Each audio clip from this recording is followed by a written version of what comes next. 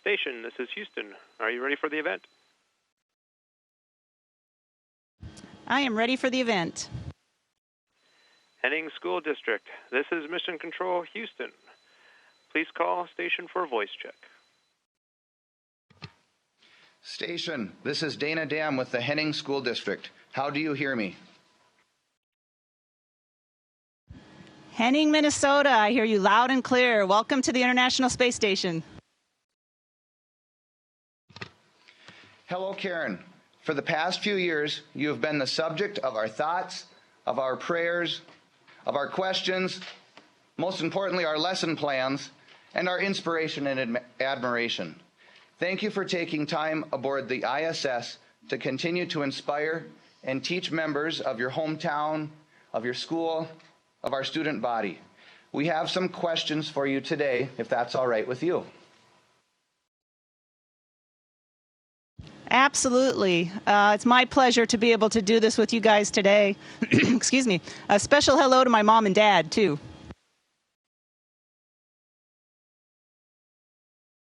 Okay, go. Hello, my name is Tayan Soma. I'm in kindergarten. My question is, what does space look like from the space station? Well, we are only 250 miles above the surface of the Earth, so believe it or not, space doesn't look all that different from here than it does from Earth. The difference is that when you guys look into space, you have to look through Earth's atmosphere, and we don't have that to look through. So it can look very, very dark, a lot darker probably than you see it. And the stars, you know how the stars kind of twinkle when you look at them? Here, they're very solid. And also the aurora, the northern lights, I don't know if you've ever seen those, but when we look at those, they're beautiful, and we see them along the surface of the Earth. So it's very similar to what you see from the Earth, just a little more intense. Go ahead. Hello, my name is Carter Kenyon. I am in second grade. My question is, does being in space with no gravity feel like floating in water?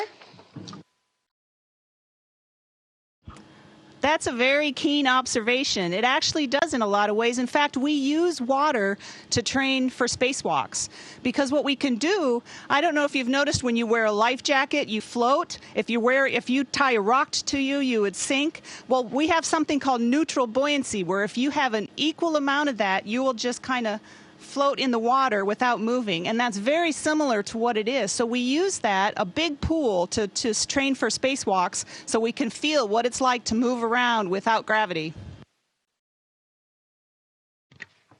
Hello, my name is Melody Justice, and I am in third grade. My question is, how old were you when you decided to be an astronaut? Well, if you're in the third grade, I probably was about your age when I decided. I was very young, and I was probably going to school, sitting in the same classrooms that you are right now.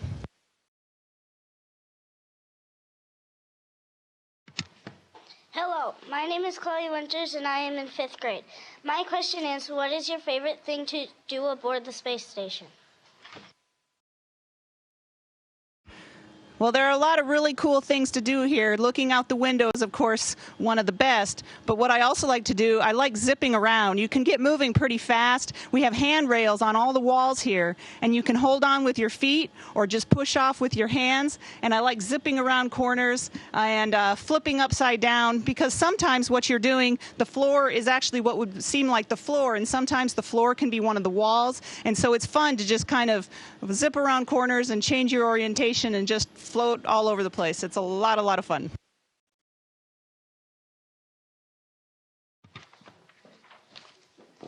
Hello, my name is Tani Killinan, and I am in ninth grade. My question is it difficult being a female astronaut? Well, that's interesting. I know there are a lot of difficulties in being an astronaut no matter who you are, and I haven't noticed a lot different with the challenges that I face as being an astronaut as my male colleagues. But not having been a male astronaut myself, of course, I can't compare. But the difficulties that I've run into and the challenges I've had are very similar to what everybody else goes through.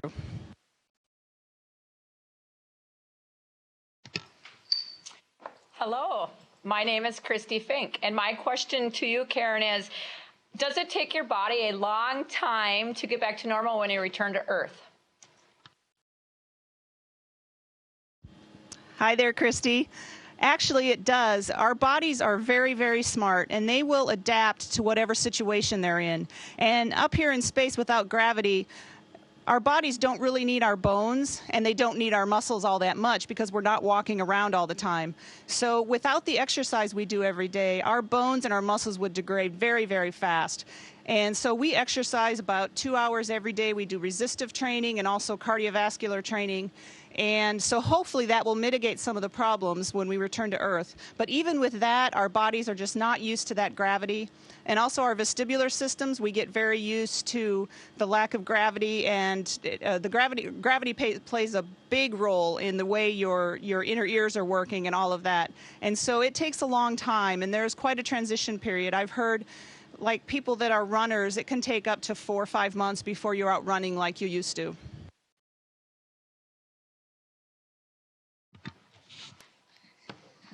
Hi, my name is Isabel Godding.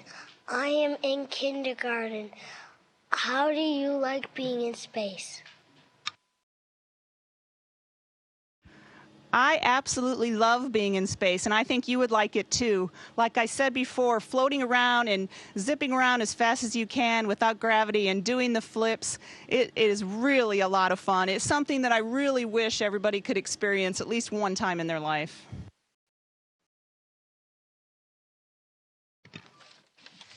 Hello, my name is Rand Hula, and I am in second grade. My question is, what is the closest thing you have seen looking out the ISS window? I've actually seen a lot of cool things. I've liked looking at the aurora that I mentioned, which is like the northern lights and the southern lights. But one thing I've noticed, the coolest thing, this has been a big geography lesson for me. I'll go out the window and look and take pictures, and a lot of times I can't tell exactly where I am, and I have to go to a map and I look at it, and I recognize the names of countries that I learned when I was in school. And now I can go out and look out the window, and just by looking at the landscape and the colors of the earth and the shapes of the coastlines, I can tell where we are. And so it's really a really, really good geography lesson.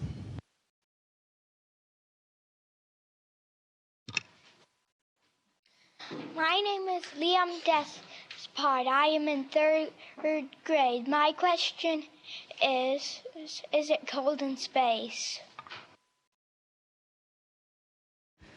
Well, the vacuum of space outside of the space station, it can be very cold, and it also can be very hot. And it depends on where the sun is. If we're in the shade or in the sun, it can vary about 500 degrees Fahrenheit, whether you're shaded by the space station or or the sun is on the other side of the Earth. And so when we do spacewalks, that's why we wear those big, white, bulky suits, not only to provide our air, but to also keep our body temperature as close to constant as possible. Now, here inside the space station, it's room temperature. It's just like it is in the school there.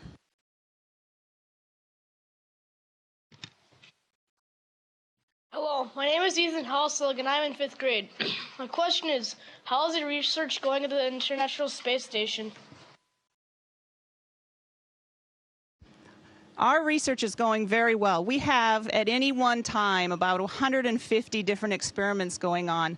A lot of them we as astronauts are involved in personally, and a lot of them we're not. Some of them we just hook up experiments in some of these racks that you see on the walls here, and then they're completely controlled by the ground. Some of the experiments we do on ourselves, and so there's a lot going on, and it's all going very well, and I think the scientists that are on Earth are learning a lot and pretty excited about what they're learning.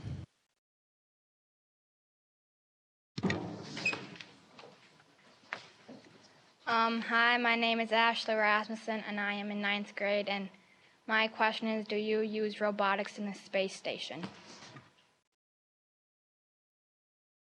We absolutely do. In fact, we just used our robotic arm that's on the outside of the space station yesterday. We had a cargo vehicle that brought us some supplies and some food and some other things a couple weeks ago, and we used the robotic arm to reach out and grab it after it had come close to the space station. Well, yesterday we actually released it. And that robotic arm was also used in building the space station. The space shuttle also had a robotic arm, and we would bring up all of these huge modules of the space station in the space shuttle and use those two robotic arms to link all the pieces of the space station together.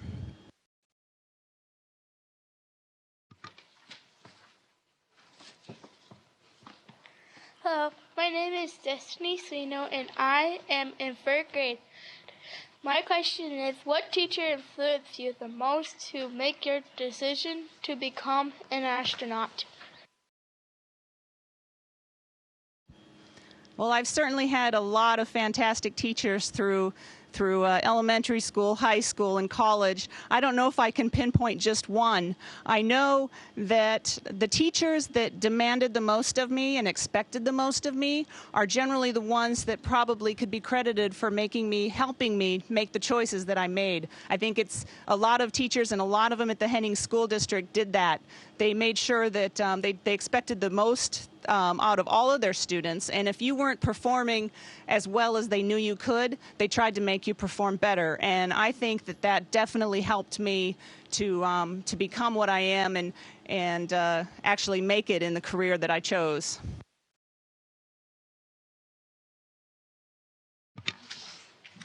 Hello, my name is Megan Rineker, and I am in the 5th grade. My question is, what types of food do you eat aboard the space station? We actually have a huge variety of food, and I have a couple examples. A lot of our food is packed in pouches like this. This happens to be one of my favorites. It's red beans and rice. I like it because it's spicy. And we also have a lot of our meats are packed like this. We have everything from steak to pork chops to fajitas. And a lot of our fruit is packed like this as well. We only get fresh fruit every so often when a vehicle comes up. We also have a lot of food that's like this, and this is dehydrated, meaning we need to add water to it to hydrate it. This is another one of my favorites. It's cream spinach. It doesn't necessarily sound tasty, but it is very, very tasty. And we also, our drinks, we have a lot of different drinks, and we have those in pouches all over everything from coffee to water. We drink in a pouch like this. This happens to be an orange mango drink. So we have a lot of food to choose from, and a lot of variety.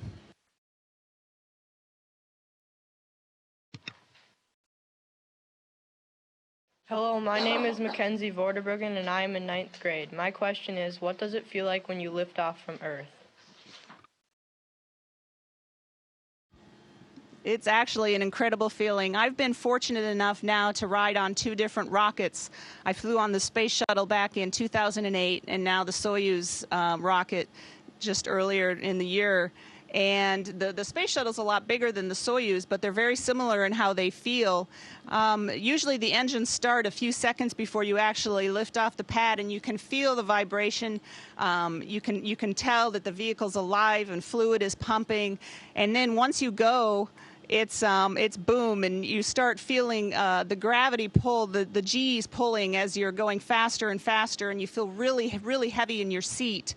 And then at a certain point, once one of the engines has used all of its fuel, that portion of the rocket will separate, and then you feel like this, almost like you're going over a roller coaster, the top of a roller coaster for a second, and then you start feeling very heavy again.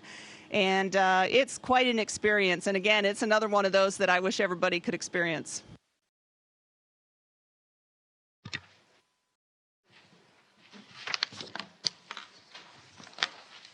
Hello, Karen. My name is Marjorie Quam, and I was one of your former English teachers. My question is, how is what you are currently doing on this mission going to impact life on Earth? Hi, Mrs. Quammen. You were one of those who definitely expected the most out of everybody, so thank you. A lot of the stuff we do, a lot of the research we do, one of the things about doing the research here in space is that gravity is a very, very strong component of how things work when we're on Earth. Like you look at a fluid, we're doing some experiments with fluids that have little particles in them. Well, when you're on Earth, these particles are affected so much by gravity that it's hard to tell what's happening, how they're interacting with each other.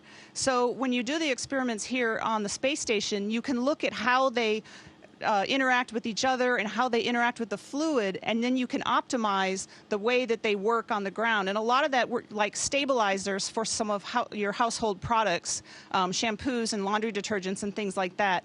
So that's one of the big things that how, doing this research we do here can benefit and be used on the Earth. And another big thing is the human research. One example of that is here on the space station, I talked about using your bones and muscles and losing them.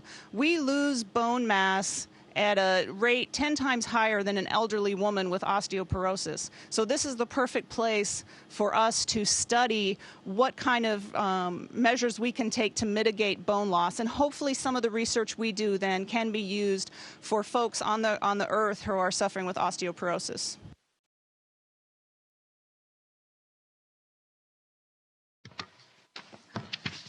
Hello, my name is Jenna Folkman, and I am in 3rd grade.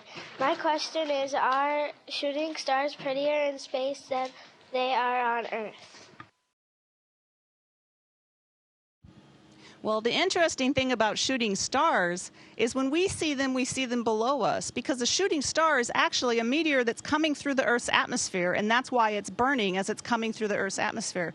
Well, we are above the Earth's atmosphere. So when we look down is when we would see shooting stars. So in that way, they're pretty in a different way than what you see when you're on the surface of the Earth.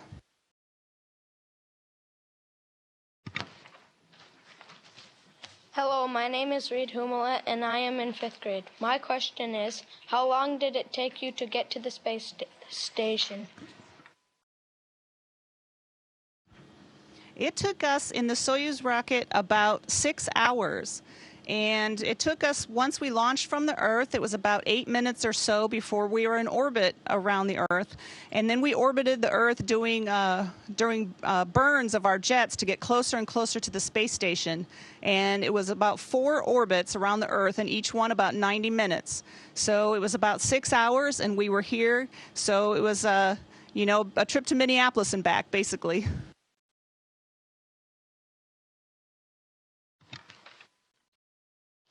Hello, my name is Amanda Otto, and I am in 9th grade. My question is, what is the scariest part of being in space?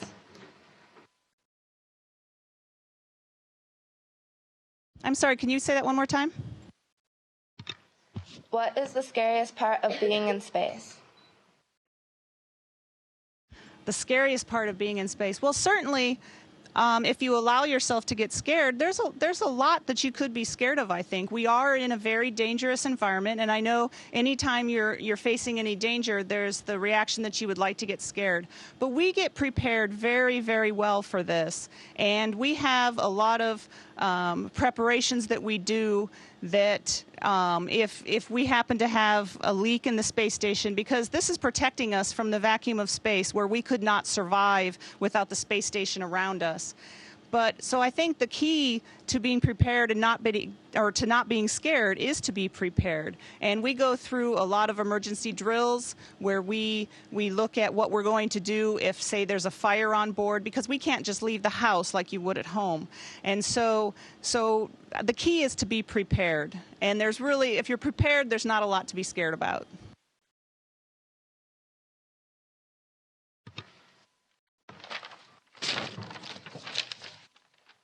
Hello, my name is Brett Klein, and I am in 3rd grade. My question is it worth all the work to go to space? That's a fantastic question, and I personally think it is. I think it's definitely worth it. I think that the things that we will get out of this, and not just the research that we're doing, this is just the exploring and the going away from home and doing things that make your mind sharper. And definitely space exploration is something that we not only get out of it, the scientific results, but also for our own human nature of wanting to explore, wanting to go further, and wanting to do more. So I personally think it is well worth the work that we do to get here.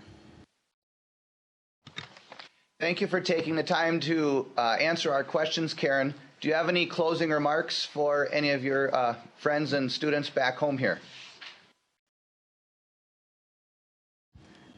Thank you so much for joining me here. I'm really excited. I was excited when I saw this on the schedule that I was going to be able to join all of you.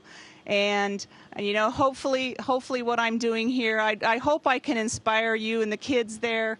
You know, you guys are capable of so much. And it really is a matter of working your hardest and showing people that you have what it takes to do whatever your dream job is. And it doesn't have to be astronaut. It can be just about anything you want to do.